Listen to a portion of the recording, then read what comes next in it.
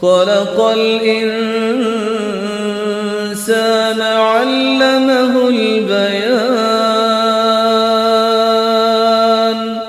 نحمده ونصلي على رسوله الكريم، اما بعد، فاعوذ بالله من الشيطان الرجيم. بسم الله الرحمن الرحيم. رب اشرح لي صدري ويسر لي امري واحلل عقدة من لساني يفقهوا قولي. آیت نمبر 26 سے لفظی ترجمہ. ان بے شک، اللہ اللہ تعالی، لا نہیں، یستحیی شرماتا، ان کے یضربا بیان کرے، مثلاً مثال، ما جو، بعوضتاً مچھر کی ہو، فما پس جو، فوقہا اس کے اوپر ہو، فا پس، اما لیکن، الذین وہ لوگ، آمنو وہ ایمان لائے، فیعلمون تو وہ جانتے ہیں، علم رکھتے ہیں، انہو بے شک وہ، الحق حق ہے، من سے، ربہم ان کے رب کے، من ربہم ان کے رب کی طرف سے، و اور، اما لیکن، الذین وہ لوگ، کفروا جنہوں نے کفر کیا، فیقولون تو وہ کہتے ہیں، ماذا کیا کچھ، ارادہ ارادہ کیا، اللہ اللہ تعالی نے، بہذا ساتھ اس، مثلا مثال کے، یضل گمراہ کرتا ہے، بہی ساتھ اس کے، کثیرن بہت سوں کو، ویہدی اور ہدایت دیتا ہے، بہی ساتھ اس کے، کثیرن بہت سوں کو، وما اور نہیں، یضل وہ گمراہ کرتا، بہی ساتھ اس کے، الا مگر، الفاسقین فاسقوں کو، الذین وہ جو، ینقضون توڑ دیتے ہیں، عہد اللہ اللہ کے عہد کو، من سے، بعد میثاقہ اس کے پکا کرنے کے، و اور، یقطعون وہ کاٹ دیتے ہیں، ما جو، امرا حکم دیا، اللہ اللہ تعالی نے، بہی ساتھ اس کے، ان کے، یوصلا جوڑا جائے، و اور، یفسدون وہ فساد کرتے ہیں، فی الارض زمین میں، اولئک یہی لوگ، ہم وہ، الخاسرون خسارہ پانے والے ہیں. الفاظ کی وضاحت. ان اللہ بے شک اللہ تعالی، لا یستحیی نہیں شرم فرماتا، نہیں شرم محسوس کرتا، یستحیی استحیا سے روٹ ہے، یہ حی یا یحیا حیا شرمانا، جھجک محسوس کرنا، کسی چیز کو کرنے سے رک جانا، ان یضربا کہ بیان کرے. ضرب یضرب کا لفظی معنی ہوتا ہے مارنا. ضرب اردو میں استعمال ہوتا ہے مارنے کے لیے، لیکن عربی میں اس کا معنی مختلف ہے. اس کی روح میں تو مارنے ہی کا لفظ ہے، لیکن کانٹیکسٹ سے اس کا معنی متعین کیا جاتا ہے. مثلاً مثال، اور مثلاً کے بعد جو ما آیا ہے، مثلاً ما، تو اس کا مطلب ہے کوئی بھی مثال، جو کوئی مثال بھی ہو. بعوضتاً مچھر، اس کا روٹ ہے بے این ضاد، باز اردو میں استعمال ہوتا ہے نا کچھ کے معنی میں، ہر چیز کے کچھ حصے کو کہتے ہیں، لیکن یہاں مچھر. فما فوقہا یا اس سے بڑھ کر. فوق فے واو قاف اوپر کے لیے استعمال ہوتا ہے. نیچے کے لیے کیا استعمال ہوتا ہے؟ تحت. تحتها الانہار. فاما الذین تو لیکن وہ لوگ آمنو جو ایمان لائے. فیعلمون تو وہ علم رکھتے ہیں. روٹ کیا ہے اس کا؟ غور کیجئے اس کے اوپر این لام میم پہ اور باقی حروف کو چھوڑ کر ان 3 حرف کو پڑھ کر دیکھیے کیا لفظ نظر آ رہا ہے. یہ الفاظ پہچاننے کا طریقہ ہے، الفاظ کو انالائز کرنے کا. فیعلمون تو وہ جانتے ہیں، علم رکھتے ہیں. انہو بے شک وہ الحق حق ہے، من ربہم ان کے رب کی طرف سے. و اور اما لیکن الذین وہ لوگ کفروا جنہوں نے کفر کیا. فیقولون تو وہ کہتے ہیں. اس میں بھی آپ ذرا سا روٹ قاف واو لام کیا بنا، کیا معنی ہوتا ہے قول کا؟ بات. تو یقولون وہ کہتے ہیں. ماذا کیا کچھ. ارادہ ارادہ جو ہے اس کا روٹ ہے رے واو دال رود، حروف علت میں سے ہے اس لیے شکل بدل گئی. ارادہ کا لفظ اردو میں بھی استعمال ہوتا ہے. عربی میں رے واو دال کا مطلب ہوتا ہے نرمی کے ساتھ کسی چیز کی طلب میں بار بار آمد و رفت کرنا، آنا جانا. یعنی نرمی کے ساتھ آہستہ سے آرام سے کسی چیز کی خواہش یا طلب میں آنا جانا. جب انسان کے اندر کوئی ارادہ ہوتا ہے، کوئی طلب ہوتی ہے، کسی چیز کو وہ چاہتا ہے تو اس کے لیے پھر خود بخود کوشش کرنے لگتا ہے، کسی چیز کی طرف دل کھچنا. بہذا ساتھ اس مسئلہ مثال. یدل بہ کثیرن گمراہ کرتا ساتھ اس کے بہت ساروں کو. یدل ادل یدل سے ویہدی بہ کثیرن ہدایت دیتا ہے بہت ساروں کو. وما یدل بہ اور نہیں گمراہ کرتا ساتھ اس کے الا مگر الفاسقین فاسقوں کو، نافرمان لوگوں کو. فاسق کا روٹ فے سین قاف ہے.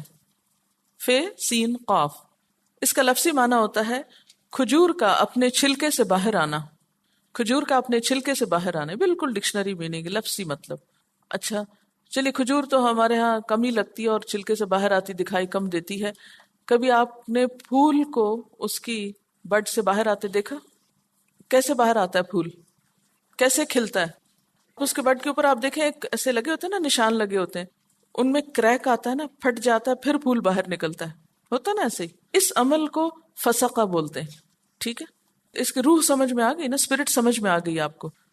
کیا ہوا کہ وہ اس کا باہر کا خول پھٹا اور اندر کی چیز باہر آ گئی. تو فسقہ کا لفظی مطلب یہی ہوتا ہے. دین کی اصطلاح میں فسق سے مراد کسی شخص کا دائرہ شریعت سے باہر نکلنا، اسلام کی حدود کو توڑنا. چھوٹے بڑے ہر قسم کے گناہ کے لیے بھی استعمال ہوتا ہے، کیونکہ گناہ جب کوئی انسان کرتا ہے تو کیا ہوتا ہے، ذرا سوچئے.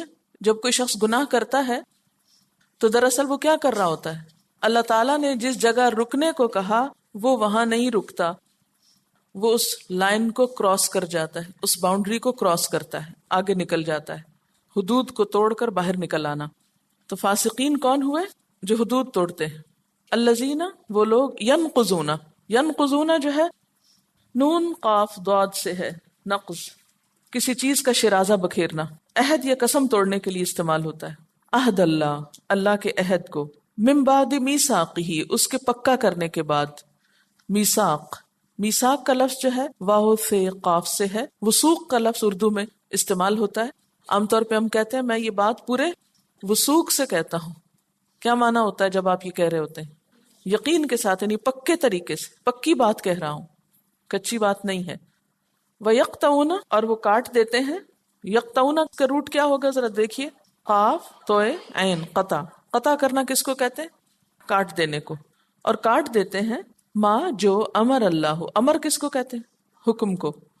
جو اللہ نے حکم دیا بہی ساتھ اس کے، ان یوصلا کہ جوڑا جائے. یوصلا روٹ دیکھیے کیا ہے، واو صاد لام وصل. وصل کس کو کہتے ہیں؟ جوڑنے کو. کبھی لفظ وصال پڑھا ہے؟ اس کا وصال ہو گیا. کس کے لیے استعمال ہوتا ہے وصال؟ فوت ہونے کے لیے. تو وہ کیا ہو مقصد ہے وصال کا؟ یعنی واپس اپنی اصل کی طرف چلا گیا، وہیں جا جوڑا جہاں سے آیا تھا. وَيُفْسِدُونَ اور فساد کرتے ہیں. اس کا روٹ کیا ہے؟ فے سین دال فساد، بگاڑنا. ایک بات یاد رکھیے، عربی زبان میں جو لفظ فے سے شروع ہوتے ہیں، فے سے ان میں الگ کرنے کا معنی ہوتا ہے. ان الفاظ کی جو میجورٹی ہے اس میں ایک حصے کا دوسرے سے الگ ہونے کا مفہوم پایا جاتا ہے. مثلاً آپ ذرا غور فرمائیے، ابھی ہم نے پیچھے پڑھا فاسقین، تو فسقہ کا کیا مطلب ہے؟ پھول کا کلی سے باہر آنا، ٹھیک ہے. اچھا، تو اب اس میں کیا ہے؟ پھٹ گیا نا، الگ ہوا. اچھا، اب یہاں فسادہ، بگاڑ پیدا کرنا مثلاً. اچھا، اسی طرح فجر، فجر کا لفظی مطلب ہوتا ہے وسیع پیمانے پہ پھٹنا، بڑے پیمانے پہ کسی چیز کا پھٹنا. تو زمین آسمان جب رات کا اندھیرا اور دن کی روشنی الگ ہوتے ہیں، وہ کریک آتا ہے ان میں، پھٹ کے نیچے زمین الگ نظر آنے لگتی ہے اور آسمان الگ نظر آنے لگتا ہے، اور وہ روشنی ان کو پھاڑ دیتی ہے. تو اس سے سمجھ میں آیا کہ فجر کا اصل مطلب کیا ہے. تو فجر میں بھی پھٹنا، فسادہ میں بھی، فسقہ میں بھی. اولئک ھم الخاسرون، ہم وہ، الخاسرون خاسر کی جمع، خاسرون. آیات کا خلاصہ، ان اللہ، بے شک اللہ تعالی، لا یستحیی، نہیں شرماتا، نہیں شرم محسوس کرتا. کس بات سے؟ ان یضربا، کہ وہ بیان کرے. کیا بیان کرے؟ مثلا ما، کوئی بھی مثال، کسی بھی چیز کی مثال. بعوضتاً، خواہ وہ مچھر کی ہو، فما فوقہا، یا اس سے اوپر کی ہو، یا اس سے بڑھ کر ہو. ان مثالوں سے کیا ہوتا ہے؟ مثال کیوں بیان کی جاتی ہے؟ تاکہ لوگوں کو بات اچھی طرح سمجھ میں آ سکے. اس لیے فَأَمَّا الَّذِينَ آمَنُوا، تو وہ لوگ جو ایمان والے ہیں، جب وہ مثال کو سنتے ہیں، فَيَعْلَمُونَ، تو وہ جان لیتے ہیں، ان کے علم میں اضافہ ہوتا ہے، ان کو معلوم ہو جاتا ہے، أَنَّهُ الْحَقُّ، کہ بے شک یہ حق بات کی گئی ہے، سچی بات کی گئی ہے. خواہ کسی چھوٹی چیز کی مثال دی گئی یا بڑی چیز کی مثال دی گئی، لیکن بات سچی ہے.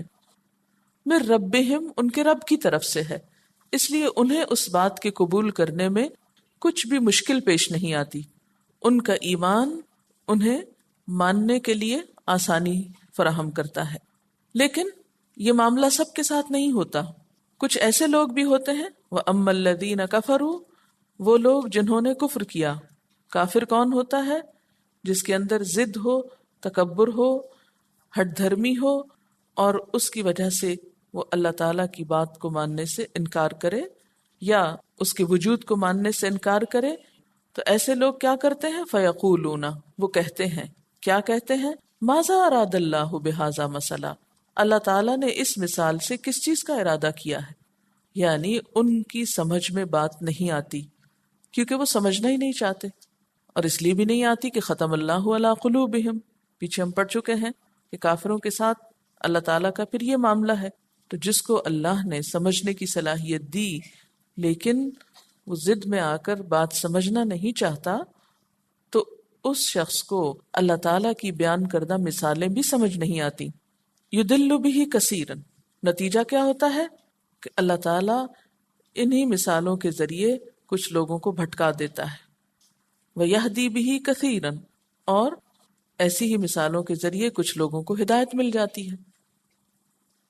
ایسا کیوں ہوتا ہے کہ کچھ لوگوں کو ہدایت ملتی ہے اور کچھ بھٹک جاتے ہیں؟ بات یہ ہے کہ وَمَا يُضِلُّ بِهِ إِلَّا الْفَاسِقِينَ، سب کو نہیں بھٹکاتا. ایسی مثالوں سے گمراہی میں وہی مبتلا ہوتے ہیں جو فاسق ہوتے ہیں. فاسق کون ہوتا ہے؟ جو اپنی خواہشات کا پیروکار ہوتا ہے، کسی حد پہ ٹک کے نہیں رہتا. فسق کا معنی آپ نے پڑھا، نکلنا، باہر آ جانا.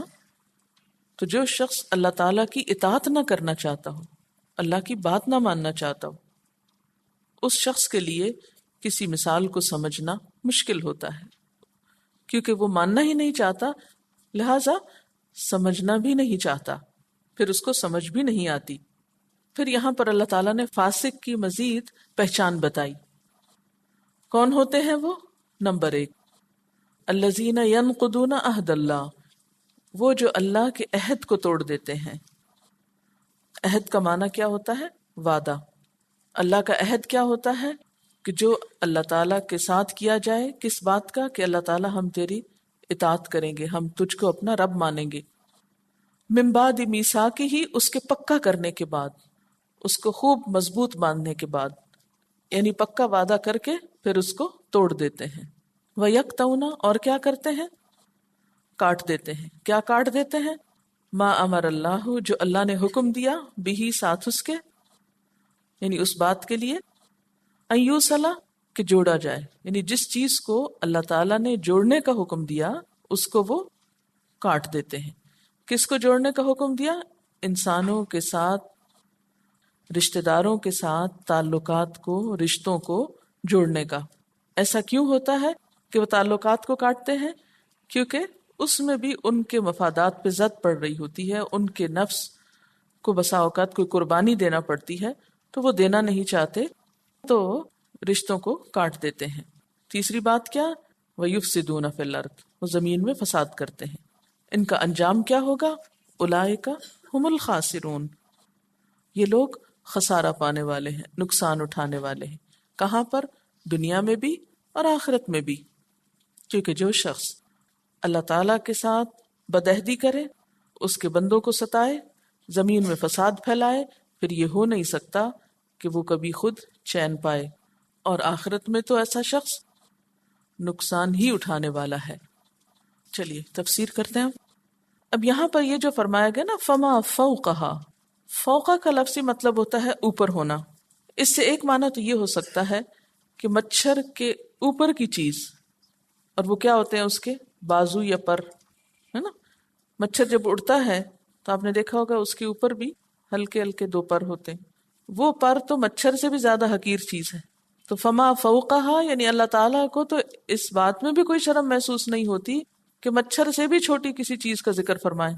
اور فوقہ سے مراد وہ چھوٹا سا کیڑا بھی ہو سکتا ہے جو پیراسائٹ کے طور پر مچھر کے اوپر رہتا ہے، جیسے جوں ہوتی ہے نا انسانوں میں، ایسے ہی مچھر کے اوپر کیا ہوتا ہے؟ ایک چھوٹا سا کیڑا ہوتا ہے جس پہ چمٹا ہوا ہوتا ہے۔ تو اللہ تعالیٰ مچھر تو کیا، مچھر کی پیراسائٹ کو بھی بطور مثال بیان کرتے ہوئے شرم محسوس نہیں فرماتے۔ ہمیں دیکھنے میں وہ چیز چھوٹی نظر آتی ہے، لیکن اللہ تعالیٰ کے اس نظام اور اس قابلیت کو دیکھیے کہ جو ایک مچھر کی تخلیق میں کار فرما ہے۔ بظاہر دیکھنے میں ہمیں تو مچھر حقیر سی چیز نظر آتی ہے، مار دیتے ہیں ایک ہی ہاتھ کے ساتھ، لیکن اگر اس کا پورا میکینزم دیکھیں تو حیران کن ہے۔ اس کی تخلیق میں جو مہارت اور جو اللہ تعالیٰ کا ہنر نظر آتا ہے وہ حیران کن ہے۔ بہرحال یہ تو ہم انسانوں کی نظریں چھوٹی ہیں نا، اس لیے صرف ظاہر پہ جاتے ہیں، کسی چیز کی اصلیت میں نہیں جاتے۔ فرمایا تمہارا اعتراض کسی کام کا نہیں، اس سے کچھ فائدہ نہیں۔ اللہ تعالیٰ کو تو کوئی فرق نہیں پڑتا، اور اس کی کتاب پر کوئی زد نہیں پڑتی، اس کی کتاب کی شان میں اس سے کوئی فرق نہیں پڑتا کہ وہ مثال کس چیز کی بیان کی جا رہی ہے، مچھر کی ہے یا اس سے بھی کسی چھوٹی چیز کی۔ اہل مکہ چونکہ مچھر کے بارے میں زیادہ جانتے نہیں تھے، اس کی حقیقت سے واقف نہیں تھے، اس لیے انہوں نے یہ سمجھا کہ شاید مچھر بہت حقیر چیز ہے۔ حالانکہ جدید تحقیقات سے یہ ثابت ہوا ہے کہ دنیا بھر میں 20 لاکھ اموات ہر سال مچھر کی وجہ سے ہوتی ہیں، اور اتنے انسانوں کا خاتمہ نہ تو کسی جنگ میں ہوتا ہے اور نہ ہی کسی اور چیز سے۔ تو گویا اللہ کی یہ ایک مخلوق جو بظاہر حقیر نظر آتی ہے، دراصل بہت زبردست طاقت رکھتی ہے۔ انگریزی میں ایک لفظ استعمال ہوتا ہے منیچرز۔ منیچر کا مطلب ہوتا ہے کسی بہت بڑی چیز کو مختصر کر کے بنانا۔ مچھر کہنے کو تو معمولی چیز ہے، لیکن یہ قدرت کے منیچرائزیشن آرٹ کا ایک اعلیٰ نمونہ ہے۔ مچھر رات کے اندھیرے یا روشنی میں اپنے مقررہ ہدف تک پہنچنے کے لیے پرواز کی اعلیٰ صلاحیتوں سے لیس ہوتا ہے۔ ان کے 4 پر ہوتے ہیں، یہ ریشمی پر انتہائی ہلکے مگر بے حد مضبوط ہوتے ہیں۔ ان پروں میں خون کی نالیوں کا جال پھیلا ہوتا ہے جو انہیں کھولنے اور بند کرنے کے لیے مطلوبہ ایندھن فراہم کرتی ہے۔ ان پروں کی وجہ سے مچھر آگے کی سمت اڑتے اڑتے پیچھے کی سمت بھی اسی تیزی سے پرواز کر سکتا ہے۔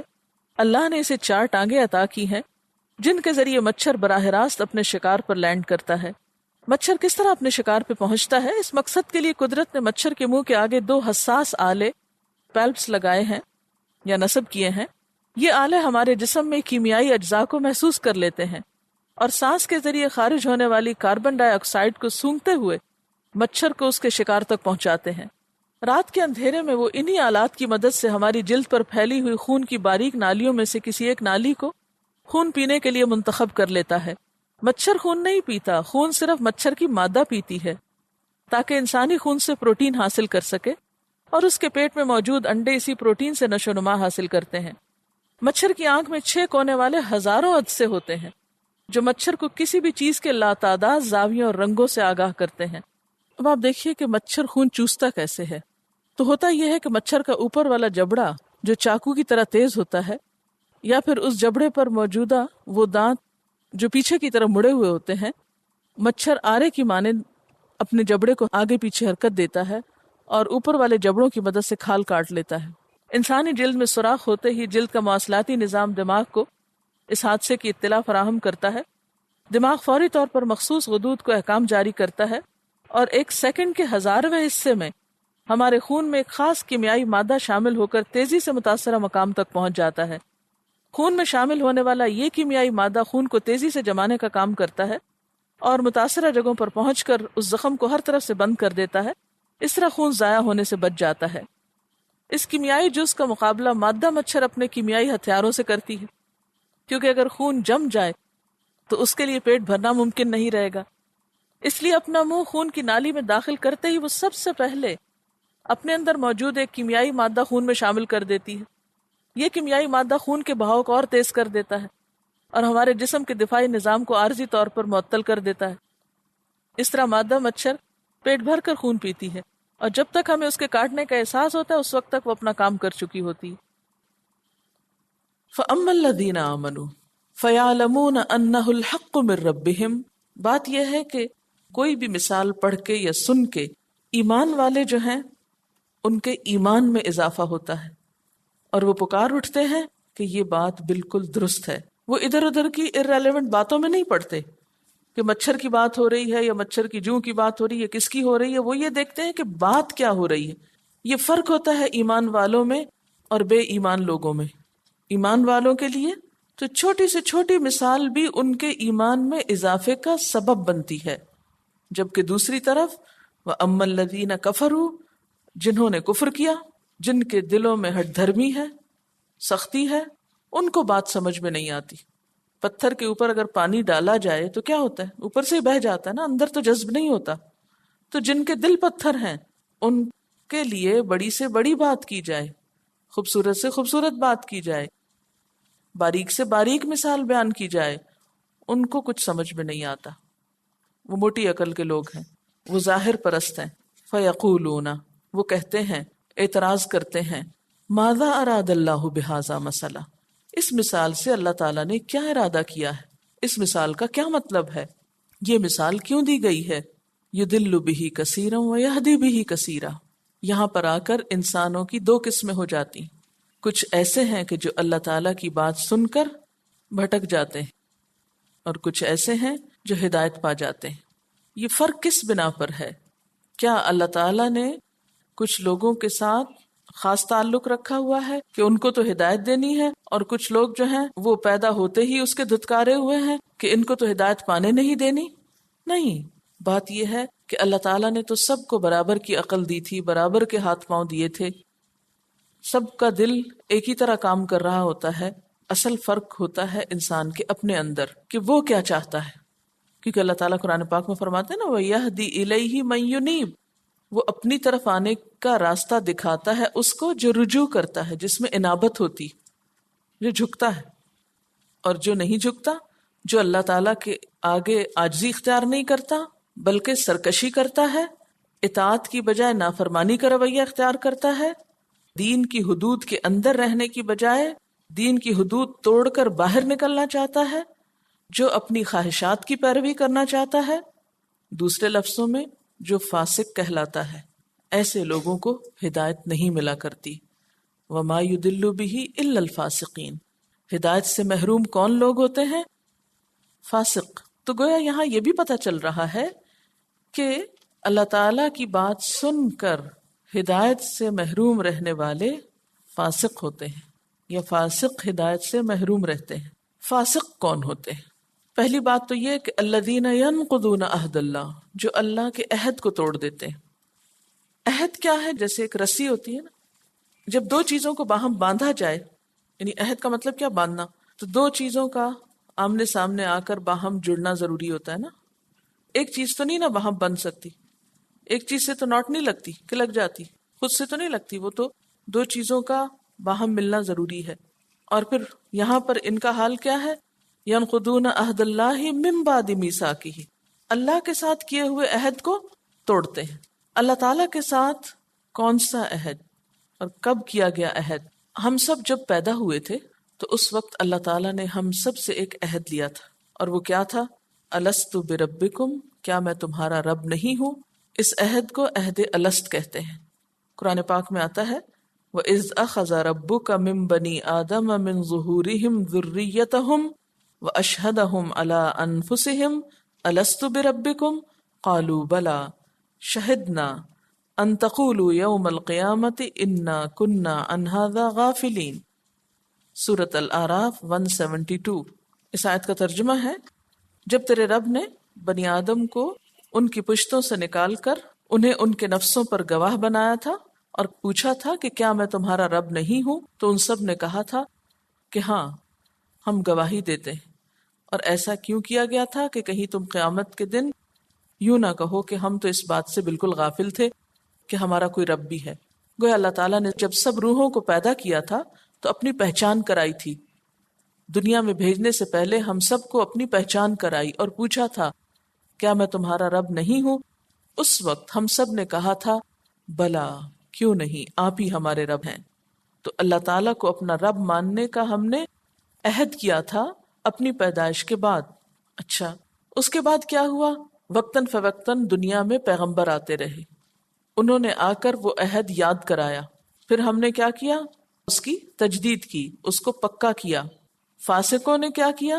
وعدہ پکا کر کے پھر توڑ دیا. کیوں توڑ دیا؟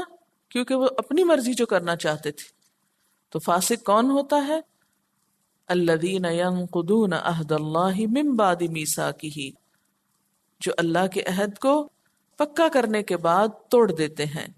وَيَقْطَعُونَ، اور کیا کرتے ہیں؟ اور کاٹ دیتے ہیں. کس چیز کو؟ ما امر اللہ بہ ان یوصل، جس چیز کو اللہ نے جوڑنے کا حکم دیا ہے. گویا ایک طرف وہ اللہ تعالیٰ کے ساتھ بدعہدی کرتے ہیں، اللہ کی عبادت نہیں کرتے، حقوق اللہ کو نہیں نبھاتے، اور دوسری طرف کیا کرتے ہیں؟ حقوق العباد کی پرواہ نہیں کرتے. جن رشتوں، جن تعلقات، مخلوق کے جن حقوق کو ادا کرنے کا اللہ تعالیٰ نے حکم دیا ان کو وہ توڑ دیتے ہیں، رشتہ داریوں کو کاٹ دیتے ہیں. وَيُفْسِدُونَ فِي الْأَرْضِ، فاسقین کی تیسری صفت کیا ہے؟ کہ زمین میں بگاڑ پیدا کرتے ہیں.